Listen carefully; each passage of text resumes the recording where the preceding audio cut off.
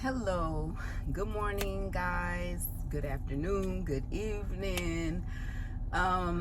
So this is day 2. I'm going to ride around and see how Journey does today. Then I plan maybe tomorrow I'm gonna contact my sister, but tomorrow I may drive to Gainesville, which is 2 hours from here, just to put Journey on a little bit longer test drive, so I can make sure that she's still not overheating, and just preparing for the road trip. I did get some, I had to send those seat covers back. It was the seat covers from the top to the bottom, but they didn't fit. I didn't find any other seat covers like that matched what I wanted. So I did order these, I guess it's a cover for the seat, but it only covers like the bottom. So I'm gonna show you guys that, and what else I got going up here. It's not much, but I just wanted to add a little more color to the front of Journey. So like I said, I was able to find these. It doesn't cover the top of my seat, but it would do. And I put me some sunflowers right here, and then the beautiful dream catcher that my Journey buddy sent to me. So I have all of that up here. So this is what Journey's looking like in the front.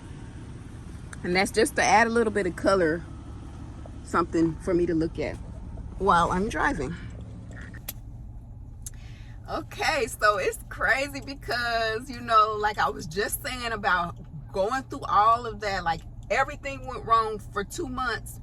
And I knew that once that happened, once one good thing happened, they were all going to start pouring in. And it's just turning around, and I'm so glad and so grateful because y'all, I've been stressing for 2 months. Y'all didn't get to see the happy, positive Michelle. Like, I know y'all probably like, what's been going on with her? Like, she's a completely different person. But when I say I went through it, y'all, I went through it. But let me tell y'all, God has worked on my behalf. God has worked in my favor. God keeps blessing me. Like, I be down, but he brought me back up. Like, man, I'm just so grateful.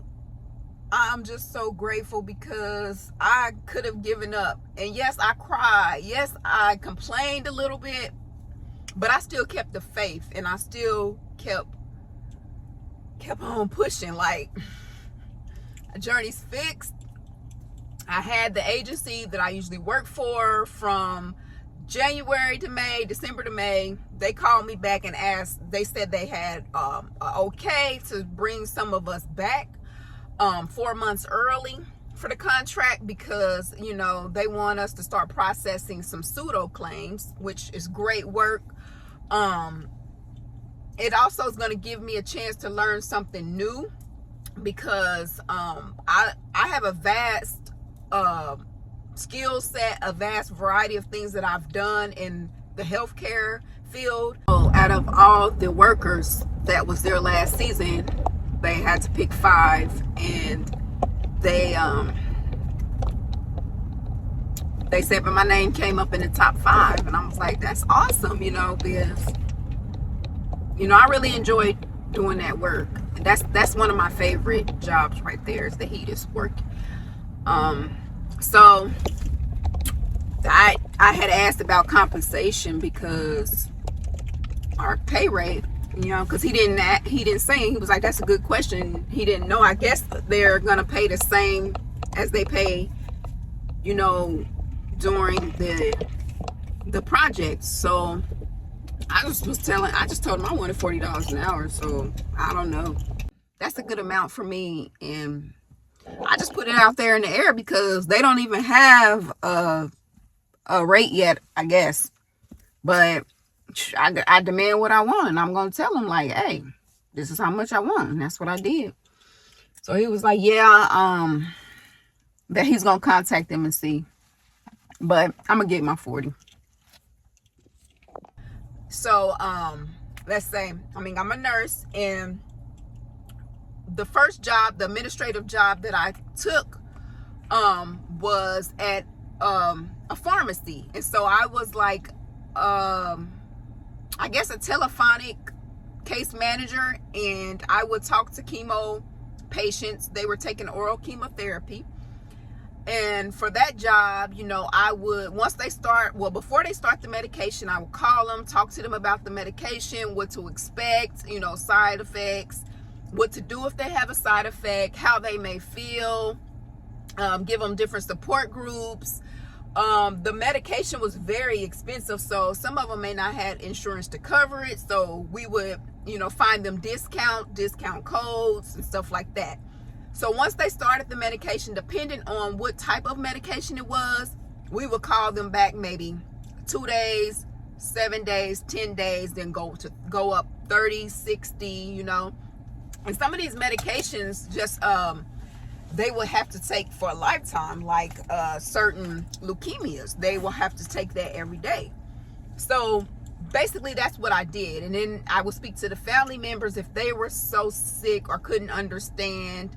And that was a very humbling job for me, because I talked to a lot of stage 4, and we would get all the emotions. We would get cussed out. We would be, gratitude because they're able to get the medication and take it and can do better. Cussing out at the end of their life, like they're angry that they're dying. They're angry that their loved one is dying. Like, I literally sat on the phone for 45 minutes and let somebody call me every name in the book. They called me everything, but I knew that they were just angry because their loved one was dying. And that just taught me so much in that job, and I'm grateful that I did work that job, because that changed me. Like, it changed my perspective on life. Being grateful to be alive, to be able to get out of bed, comb your hair, eat, walk. That's what changed my perspective, and this perspective on family. Family is important because you don't know when either you or a family member is going to be taken off this earth. So that was a job. And then I went from that job, it was a pharmacy, a nurse job, and all of these were not direct patient care. They were on the phone. And then I went to a Medicaid and Medicare insurance company where I did prior authorizations. So if you had a surgery, and I'm telling this to some nurses or people that may want to get in the nursing field so that you can know there are other options to work besides direct hands-on patient care. So like I was saying, this one was prior authorization. So let's say you needed a procedure, and people think of it like, oh, my healthcare company just doesn't want to pay. And that's not true. We're there to protect you, because your doctor could say, oh, you need a brain surgery, and perform a brain surgery on you, and you don't even need it. So there's different steps that you go through to get procedures, surgeries, like counseling. They even have sex changes. Like, they have a lot. So there's different steps you go to. So they make sure that you really need the service that the doctor is saying you need. And that was our job, was to get the documents, get the clinicals, and go through them. So for, let's say, tonsils, well, you need to know, have you had a sore throat? How long? Your tonsils swollen? Are you having difficulty eating? There's different type of surgeries. They did heart surgery. You need to know pacemakers. There's all different type of things. So that was my job.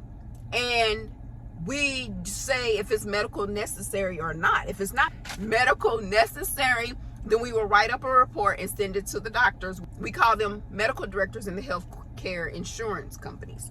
So we'll send it to them, and then they'll determine, based off of their doctor, their clinical skills and all that, if they think that we should approve it or not. But if I go through all the clinicals and everything, and it does meet medical necessity, then I approve it. And I did my best to prove everything that I can, especially when, you know, there are people that called in for pain, like they needed back injections. I was always approving them, approve, because this person is in pain. It's not like they're asking for narcotics or anything. They're asking for spinal shots or something, you know, to improve their daily living. And they have to go through a lot to prove that. And I was just like, no, I'm not going to let nobody sit in pain. And I remember one time I had made a mistake where I actually approved something that shouldn't have been approved. It was actually investigational, and I cried like a baby because I was so embarrassed. I think it was like $100 and something thousand for that treatment. I approved it, and they came to me and they were like, why did you approve this? And I was like, oops, you know. I thought I was gonna lose my job, but I didn't, you know. And then what made it so embarrassing is because not did my manager just come to me and ask why I approved it. And I literally was crying on the phone to her, like, but then somebody up higher had found the mistake, of course, because they had to pay out $100,000. So they like had an email with everybody CC'd. It was like 100 names CC'd, and everybody, why would you do this? Why, blah, blah. I'm like, oh my God. I just cried, and I was like, all I can say is I'm sorry. Like, what do you want me to say? Okay, and so then, okay, so we did the pharmacy, and then I did the prior authorization, and then I went to doing appeals nursing, and that's the next step after the prior auth. So your authorization is denied, and you really need this back surgery, but they don't want to give you a back surgery, all because you're smoking. That's one of the requirements. You need to not smoke for at least 6 weeks. Or let's say your back pain was better over the last month, so now they don't want to give it to you. Or weight loss surgery, you lost 20 pounds in a month. Oh, well, you can continue losing weight, so you don't need this surgery. So the next step would be to come to me now that I have the new appeals job, and you're appealing it like, I deserve to get this. I feel like medically I need this. So your doctor will send in documentation proving why you need this. So then I will review that and then again decide on if we want to approve or deny it. Now that's the appeals, okay? Because you always have an appeals. In most cases, anything that you have to apply for, where it can be something versus credit, medical, even public assistance benefits, if you're denied, there's always an appeal process. And if you're denied, go through that appeal process, because more than likely those places will grant your appeal, because for every time that they are in the wrong, they have to pay a fine. So whoever they have to report to, they have a fine to pay for, you know, making the wrong decision. So be sure to always appeal when you are denied something. Okay, so then we did that, and then we have something called HEDIS nursing. And HEDIS nursing is basically, I'm gonna say a broken down version of it. It's where we are auditing doctor's office, hospitals, or whatever. So let's say your doctor's office, your primary doctor, and you have these diabetes or high blood pressure patients. So what we do in HEDIS is we collect, if you had high blood pressure reading during the year, we'll ask your doctor to send your records. They send your record. We want to know what was your last blood pressure reading for the year. And your blood, that needs to be less than, 140 over 90. It needs to be less than 140 over 90 for the year. And, you know, basically, if it is, we keep that. So that's a good job, because we really want to be 120 over 80. But when you already are hypertensive, we will accept 140 under 140 over 90. So the reason we do that is because it costs us more money if you're not taking your medications, if you're not maintaining your blood pressure and keeping it low, because that's more ER visits, that's more appointments to the doctor, you know, hospitalizations. The same way with diabetes, we want your A1C to be on 6.9, under that. You know, 5 is great, but we know that people with diabetes, you know, it may be high. So we do check and ask them, well, what's your last A1C? We want to make sure you got your diabetic eye exams, because you can have problem with your eyes and it causes more money, because then, you know, your eyesight, once it's messed up, you really can't get that fixed with diabetes. So we do that. We check and we make sure that the doctors are seeing you. We make sure that that you're on the, or actually taking the prescribed medication, and that if it's working for you, and if it's not, what did your doctor do to help that? So that is another one, and that's my favorite. Actually, I love appeals too, but my favorite is HEDIS, because I love researching, I love reading, and I love finding out and getting new information. So that's my favorite, and this is the one that I usually do every year, seasonal. I call it healthcare auditing, but it's really called a HEDIS project. And that's the one that called me and asked me to come in 4 months early to do the pseudo claims.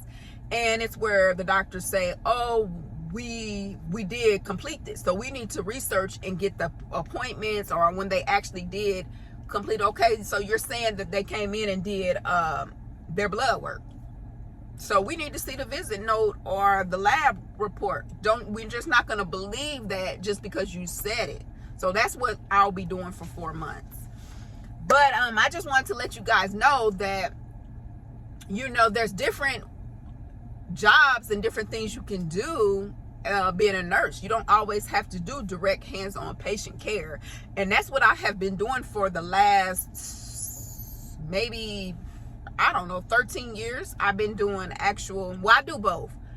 I do contract work and do hands-on care when I miss the patient interaction. But for the most part, I do administrative work as a nurse. But I just wanted to fill y'all in on the fact that they had called me, and I feel like the home stuff is getting a little better.